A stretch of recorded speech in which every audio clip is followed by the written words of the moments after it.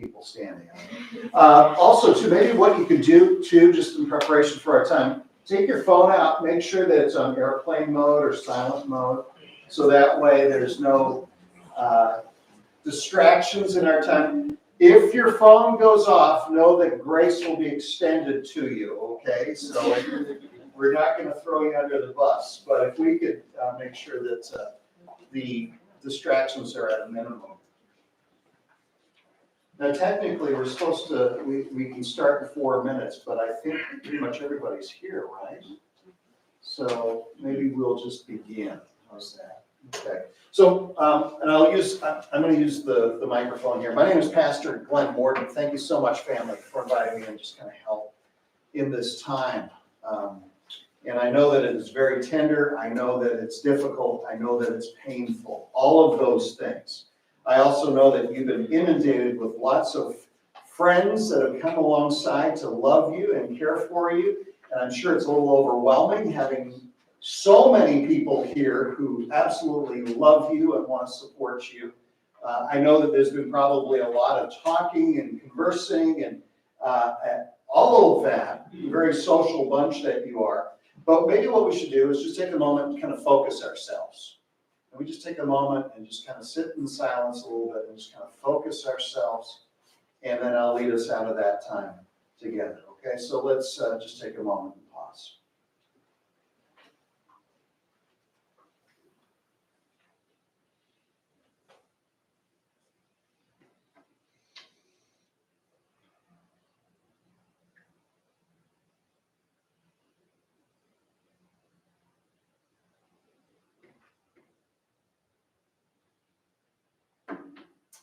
Amen. Amen. So I'm sure that you are feeling a lot of different emotions right now. A ton of different emotions. There's a sense of shock, sadness, heartbreak, surprise. There's loneliness. There's, I'm sure, anger. There's a sense of sadness and depression, fear and anxiety as you think of forward. There's a heaviness of soul, a lot of dark pain. I am here to encourage you. I'm here to encourage you. I want to encourage you. And I think the best way to encourage you is to just draw your attention to what is happening right here, right now. There's a lot of life. There's a lot of truth that actually emerges in times like these. A lot of truth. One of those greatest truths is that life is very fragile and that life is precious.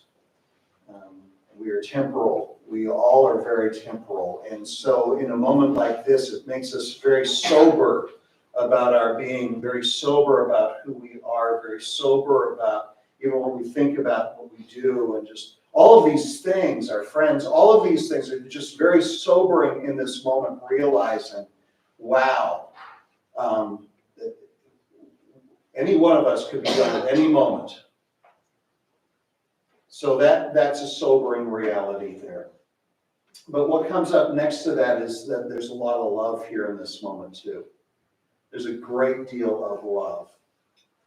There is, I'm sure, been lots of expressions of love moving into this time together. There's probably, and I suspect, I don't know for sure, but there's probably a lot of phone calls that have been made that you've received. I'm sure that there have been lots of texts and emails and phone conversations that have been both painful but yet very soothing at the same time. I'm sure that as much as you probably were dreading coming into this time together, once you got here and once people started arriving, I'm mainly talking to the family right now, but know that your friends came along beside you, and what did they do? They hugged you. They've cried with you. They're holding your hand. They are expressing and emoting with you. These are all expressions of love. Amazing expressions of love. And I would just want you to, again, open your eyes to see this. It's going to continue for the rest of the evening, and it'll probably continue for a long time still. I was looking at the pictures too. I don't know who's responsible for those pictures. But I do know you probably went through thousands upon thousands of pictures trying to find the right ones. And why did you pick those pictures? Well, they capture a lovely moment. They capture a loving expression on Jake's face. They capture something that's very special and very wonderful. And it causes your heart to swell. And it just, there's a warmth of love that just kind of percolates your entire being in that moment. I want to encourage you to continue to look at those pictures and to remember those moments, because they're loving, they're lovely.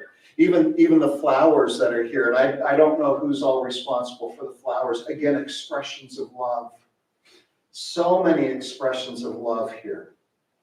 And so I guess maybe what I'm encouraging you to do is be courageous. Okay, to take courage in this moment and to go back to those lovely remembrances, those historic moments, and to courageously bring them forward and to remember them and to celebrate them. Even if there are tears and sadness involved, there's still this warmth of love that can permeate those times and those remembrances. I also know that in times like these, where there's a fabric that suddenly you maybe knew that it was there, but now it's very evident. There's fabric of relationship, and there's fabric of family, and there's this fabric that is just so amazing. It's a little overwhelming, I'm sure, to see all of the friends, all of the relationships, all of the people that have come together to surround you and to carry you and to love on you and to encourage you. This is an amazing thing. It's an amazing thing to have such a support system and to have such good friends that care about you. And I know that their love for you will continue to be expressed. I'm quite sure of it.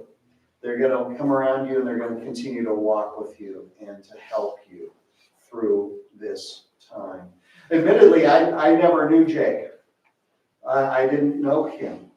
I know a lot of things about him. I know that he was incredibly adventurous and witty.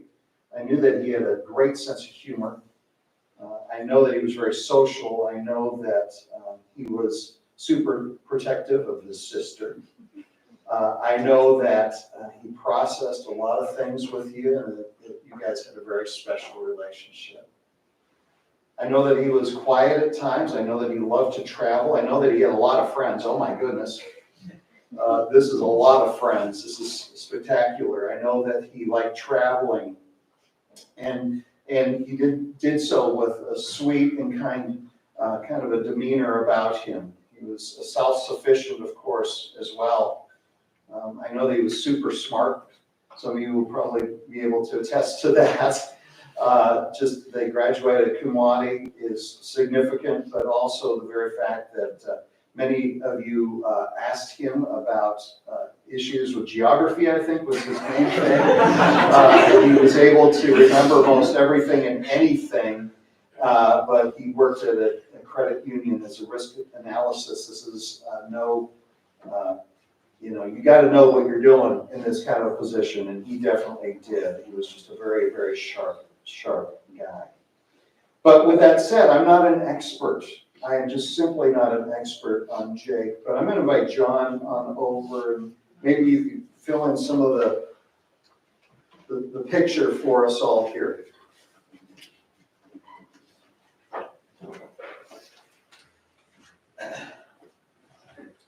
Hello, everyone.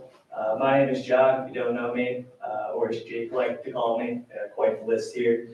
Jan Levinston Gould, Sriracha Jan, Beans, Vino, Beanie Baby, and a few others that aren't really appropriate to get shared this time. And I had the honor of calling Jake my best friend. Jake and I first met in 4th grade, but we really didn't become friends until middle school, where we sat at the same lunch table every day. And all those guys are actually here today, and this was the foundation of where our antics really began. So I'd like to start with a story from this lunch table. Bear in mind, we were 11 years old, and it is a very childish story, but I think it's a good place to start to show the journey. So every day, somebody at this lunch table would bring a cosmic brownie for lunch. And on one day in particular, all the guys at the table thought it would be really, really funny if we rolled it up to look like a turd and put it underneath the girls' table that was right next to us. And this was the mastermind of all pranks. We were giggling in our shoes about this. So eventually, when all the girls got up for lunch, we rolled up this brownie and we made sure the coast was clear. We put it underneath the table and we waited for them to come back. Eventually they came back and we were like, hey, what's that underneath your table? And they all screamed and started freaking out. Ah! It caused a huge scene in the lunchroom. And we were just rolling on the floor, laughing. Anyways, the bell rang. And we went back to class thinking, okay, we just got away with the greatest prank of all time. But unfortunately, Miss Neuendorf, she came to come get us, and she was like a staff there. She came to pick me up with Jake from class, and Jake's look he was terrified. Like, we really stepped in it this time. Eventually, our whole table was in the principal's office together. And Miss Neuendorf sits us down and she goes, all right, boys, I'm just going to come out and say it. It looks like you boys put a turd underneath the girls' table. And we all just started laughing at her right in her face. And this was the first time I ever got in trouble with Jake. So that was really the foundation of it. So Jake and I were really good friends in middle school, but we got extremely close in high school. And the foundation for that was a mutual love for McDonald's Diet Coke. For those of you who know Jake, some might say it might have been an addiction. Almost every day, whether it be after school or after work or just whenever, I'd go pick him up.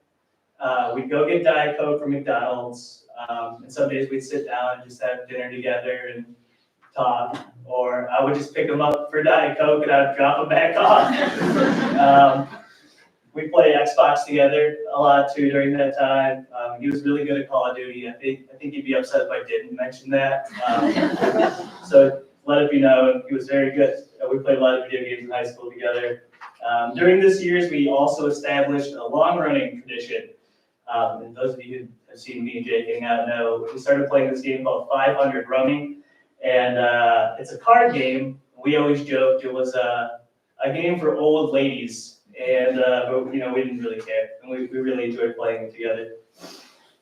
So anyways, in summer of 2016, we spent almost every day together because I was about to go off to NIU, and he was at COD during this time, and he was working at a bank. And we had a lot of fun that summer, bonfires, music festivals, playing catch. I used to throw knuckleballs, and he would yell at me, he'd go, Deans, quit fucking throwing those knuckleballs at me. I can't catch them.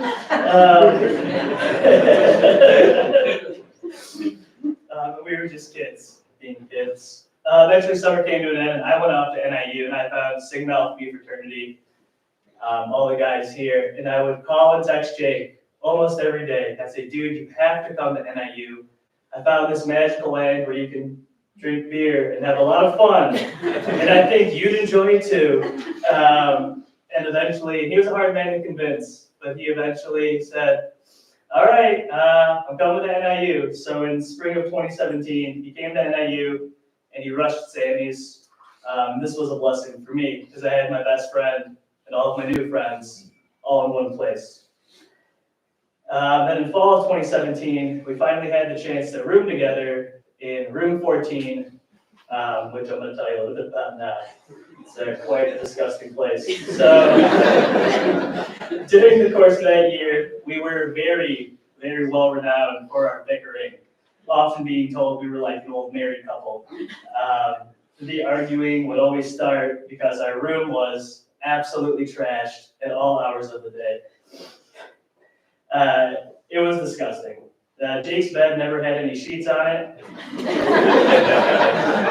I slept on a couch that was older than me, and allegedly had been rumored to have conceived one of our brothers, Tyler Hirsch, over here. The only lights we had in the room were tiki lights from the 90s that was from my parents' garage, a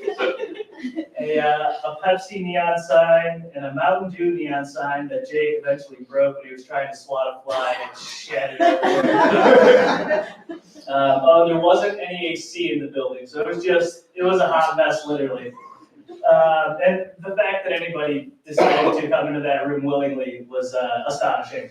So anyways, back to the bickering, we would yell at each other about this mess and whose fault it was. And we go, no, these 15 cups of jungle juice are not all mine. And this loose tobacco on the ground is also not mine. But it would turn out, and we found this out a few years later, someone would come into our room when we were sleeping after a long night of studying, and they would throw their trash at our floor, and then they would watch us fight over whose trash it was. And when we finally found out, we were like, those assholes. We had ourselves a good laugh, and some of my fondest memories of my entire life are living in that room with Jake. So over the course of the next few years, Jake and I mean, we had the time of our lives living in Sammy's. But one of my favorite memories isn't from a party or some major event or anything like that. It's actually from a very simple night we had. One night, over the course of like a winter break, so nobody was in the house. It was just me and Jake, and maybe somebody else, but for all intents and purposes, it was just me and him. And we were hanging out, and naturally we ordered 8 large Diet Cokes from McDonald's using Eat Street, which is DeKalb speak for Uber Eats. And we played Rummy and watched the live-action Winnie the Pooh movie until about 5 a.m. And that movie is terrifying. I don't recommend it. And we kept asking each other, why the hell are we watching this? And to answer your question, we were 100% sober for this activity too. It was just such a silly night, but it never really mattered what we did together or what we watched. We really just enjoyed each other's company. A couple years after we graduated, we found ourselves living right down the street from each other. Mrs. Winbolt here, we got a house just 20 houses down, and the antics, they all started up again. Jake would come over for seafood boils. We played Uno, Rummy, and this really dumb game called Papa Pirate, where you stick a sword in a barrel, and then you wait for a pirate to pop up. It's a game for children aged 3 to 6. But it never really mattered what we did together, what games we played. We really just enjoyed each other's company. I don't remember every piece of every story I have with Jake. That happens sometimes when you stay up really late studying, you don't retain everything. But the one piece I'll never forget, and it's the most important piece, is the piece that knows how much I love Jake and how much I'll cherish all the memories we had. Thank you.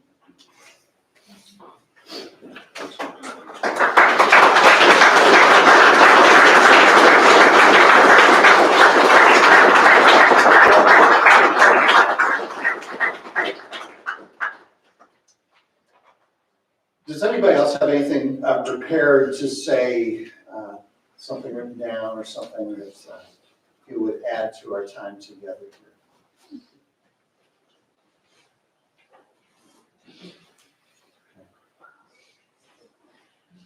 I do know that, again, oh, great, yeah.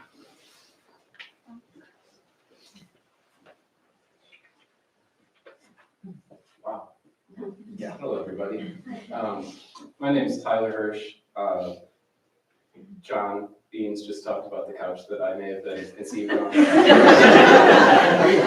I'm really glad we could donate that. I think that was the last time it was used. In room 13. And there were a lot of really special memories there and all throughout the house that I feel really fortunate to have been a part of and to see the lives of all the people that Jake touched. It's been really special, and honestly, the list is like never ending. I had countless people, myself included, just so many deep conversations, and a lot of laughter and love. He's a big part of my college experience. We lived in the house together for years. Dean's just shared a lot of fun stories, and I know we all shared so many of those memories. There were a couple times we had movie nights in the green room.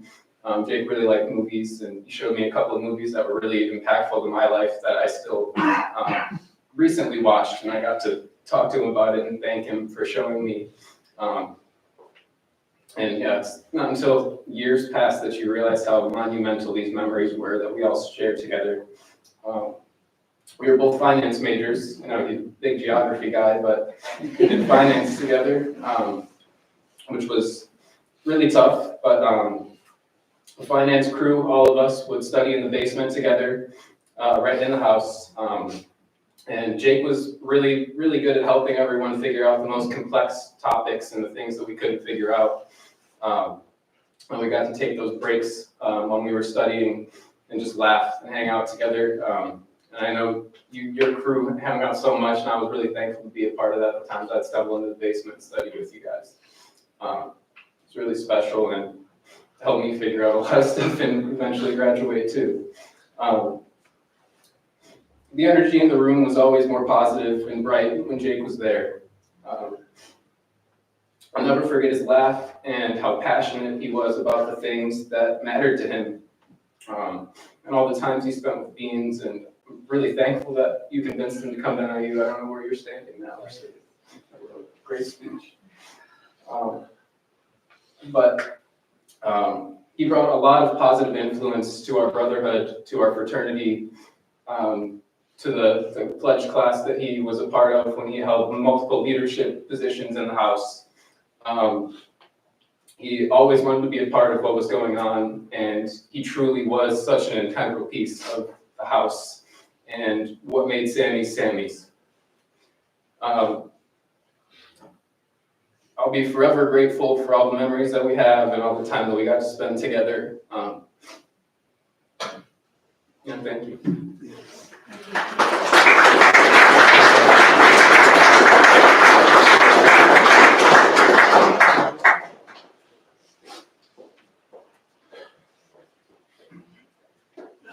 Hey everybody. I don't have anything prepared. I just feel like it's only right to come up here and just say a couple things. Jake was one of the best people I've ever met in my life. It was just an honor to get to live with him for the time we did. Kind of just got to become men together and really get after the real world. I feel like I learned so much from him. He was such a bright, happy young man, and just goes to show a testament to, you know, what a legend Jake was, getting us all back together in one room. People you wouldn't really think you'd see forever, and it just teaches you not to take time for granted. Cherish the moments with people you love, and I love you, Jake. Thank you.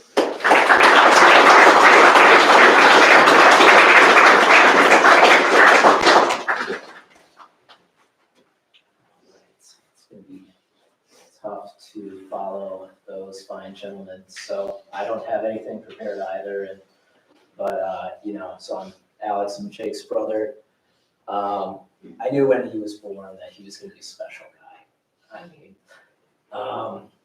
when we were kids, some of the stuff that he would do was just absolutely brilliant, and he kind of forged me into the person I am right now. And when he said that he was going to NIU after I graduated there, I can't think of another time I was more proud. He drives me and still aspires me to be better every day. And we had lost our father in 2008, and I thought, this guy has been through just all of it. And now I can see why he was able to overcome such a challenge. Seeing everybody in this room, his friends, and how he was able to impact you guys is really astounding. So I'll leave it with that. I love him very much, and I'm glad I knew him. So.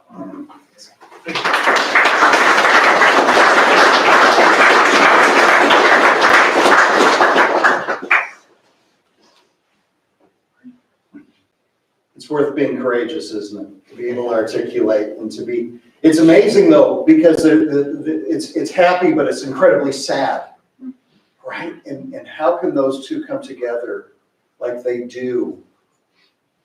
It is stunning. The one thing too, I want to draw your attention to, and that is you're simply not alone in your grief. There's lots, I mean, the room is filled of folks that are right along with you. They're in lockstep with you. They care about you. They're here to support you, and they'll continue to. As everyone is grieving in this moment. So I think really that's the encouragement as we end our time together, is to, again, be courageous, to remember the stories, to bring them forward, and to lean on one another in this time, to continue to connect with folks. Let this not be the only time you connect. Reach out, call, text, and again, hold that fabric close, because you all need each other. With that, what we'll do, Can I say something? absolutely, I'm sorry, yeah, I'm not wearing my glasses. Is that go for it, yeah. Just following everybody else, I just kind of wanted to say, I knew Jake when he was like 17, 18, and we were boyfriend, girlfriend. And I feel like I saw him grow a lot, and Mac even told me too, you know, he was a very shy guy, very kind of introverted, but I feel like when we were, and I was the same way, I was very shy, I didn't want to do anything, I didn't like anybody, and when we met, Johnny obviously introduced us, when we met, we kind of had this connection because we both were shy and didn't want to do anything, but then when we met each other, it just like was meant, like we were meant to be together for that time because we grew out of each other's shells, we grew up together in that time, you know, just for that short amount of time, but he was the sweetest guy I've ever met. He always would bring me Dippin' Dots from work, and I was like, that's amazing, thank you. I was like, this is why I'm dating you, thank you. And I got to, you know, go in his childhood house and be with his mom and his sister, and I remember Annie being, you know, a little girl, and she's so grown up now. And I know I haven't seen him in, you know, 9 years from then, but I feel like I wanted to share and also say, I'm gonna miss him. He was a good guy. He helped me grow a lot too. Because I also was dating him before I went to school, and I went out to college, and he was kind of that last person to kind of send me on my way. And we sent each other on each other's ways. So I'll miss you, Jake.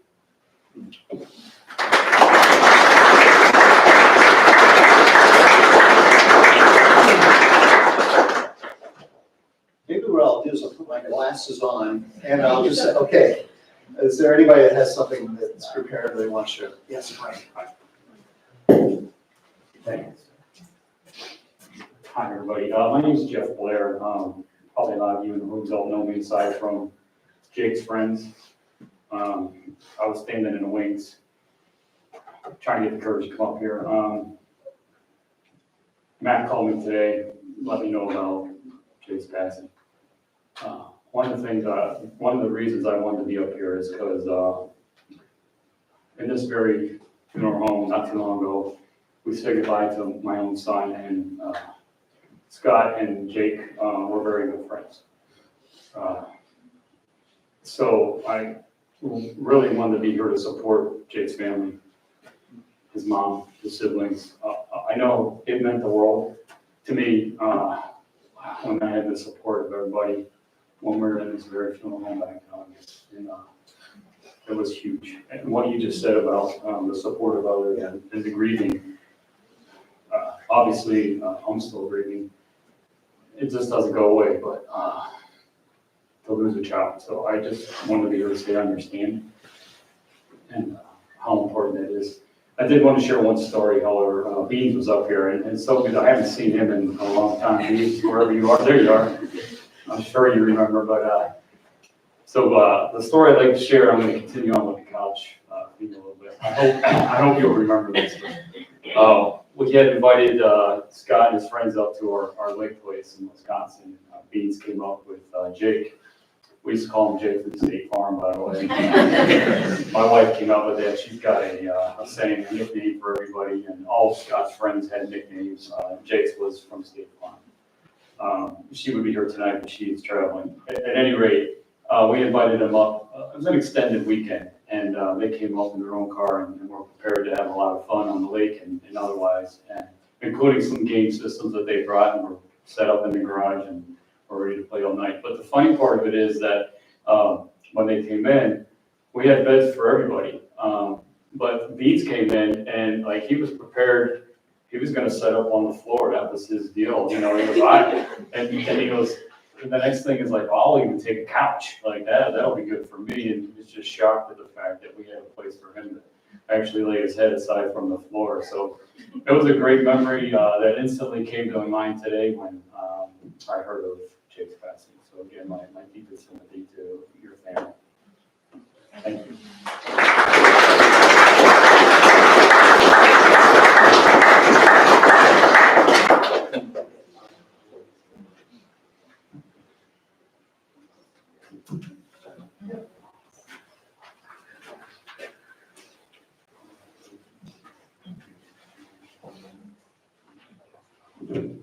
Can y'all hear me okay? I think so, because I heard everybody else. My name is Mac or Michael. Jake was one of the 3 people that called me Mike, along with Colton and Jeff, who we lived with. We met when we were 11, along with John. I was the one with the cosmic brownie. Yeah. Never told my mom about that. She just kept packing them. I'm so grateful for those in the little Doritos bags every single day. But yeah,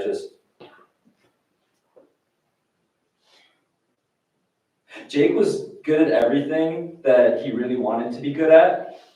And he was just so smart on whatever he wanted to be smart. It just felt like things came easy to him.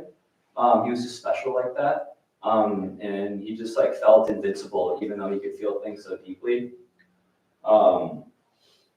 Things came really easy to him, but life came hard at him, really hard and really early.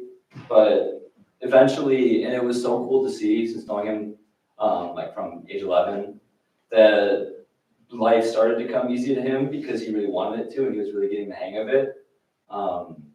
He traveled so much, he got to do everything he wanted, and it seemed like the universe was at his beck and call because he just was magnetic like that. I mean, how many friends he had. But he wasn't always like that, and it was so cool. I was so proud for him to like see him be able to fill a room like this.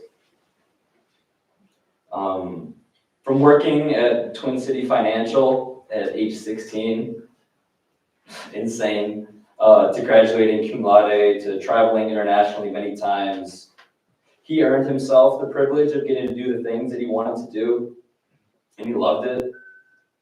Jake found so much joy in so many random things, and he didn't have to search deeply to find joy and the beauty in something. Right away, he found a way to like something and to christen the most mundane thing the sickest shit ever. Everything could fill his cup, and I admired that. That's a powerful person to be around. He would make friends with strangers beyond passing small talk, establishing earnest connections by the second time you made eye contact. He and I became close so fast when we were so young because of how similar we were. In 6th grade, we had every single class assigned together from 1st period to 9th period. It was cool. He was like the first person I met in middle school. We both missed hundreds of days of school. Yeah, I mean, we were really trying. There's just more fun other places. But I mean, school was scary, and it wasn't for us, and we didn't really want to be seen when we were very young. But if you knew Jake after 2016-17, like Amanda was talking about, that year just did something for him, and seeing him like become something else, you would have thought that he ran his high school if you knew him after then. There was just something in him that year that I'm more grateful for than anything else. He blossomed all at once from a cocoon that we've shut way too young and took way too long to emerge back open. He was a beautiful man. I'm grateful for Amanda, his relationship with her. I'm grateful for College of DuPage, for John begging him every single day to go to Alex's alma mater. I'm grateful for that Doc Pop at Yorktown Mall. I'm grateful for every seat at Wrigley Field, and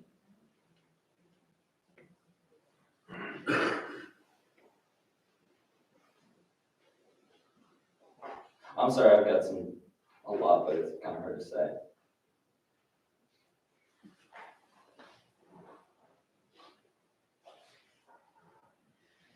Jake was happy and magnetic and the smartest person you knew and the funniest. He was the type of person who might not know the answer to something when you asked him it, but he would figure it out like once you asked the question and then he knew it. It was unreal.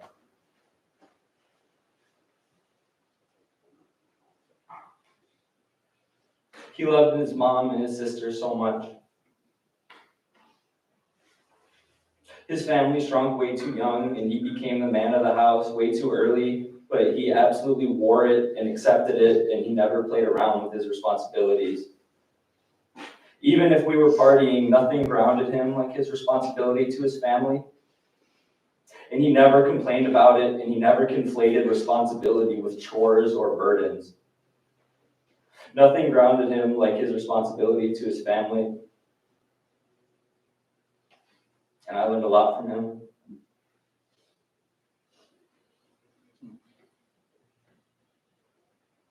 I'm just grateful that he gets to look out for his family and for all of us, no matter where we are. Jake's house was so much fun. I loved it there all the time. Sorry for rambling, man. Shit. Thank y'all so much.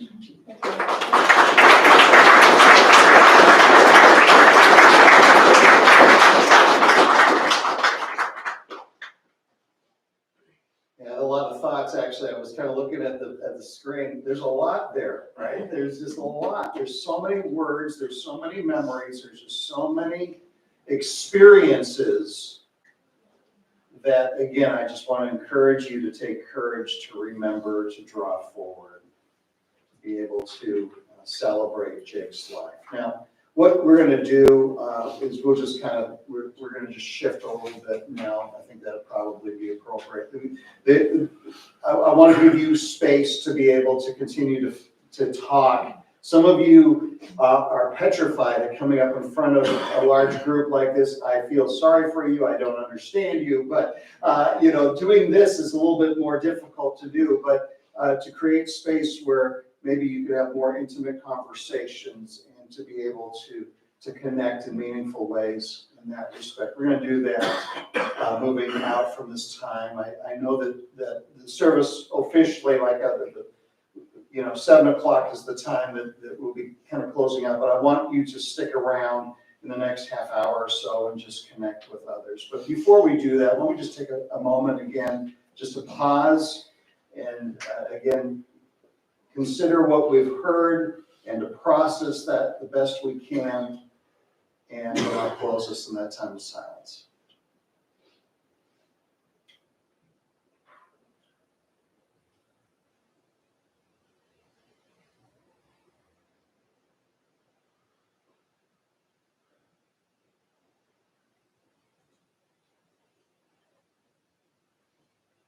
And so, Leah, may you find strength for the journey ahead. Annie, may you be encouraged and also find that strength. And Alex, my hope for you as well, that you will continue to move forward with confidence and conviction as you move forward. So with that, you're not dismissed, but you're free to move about. Okay, and God bless you all. Thank you. Thank you.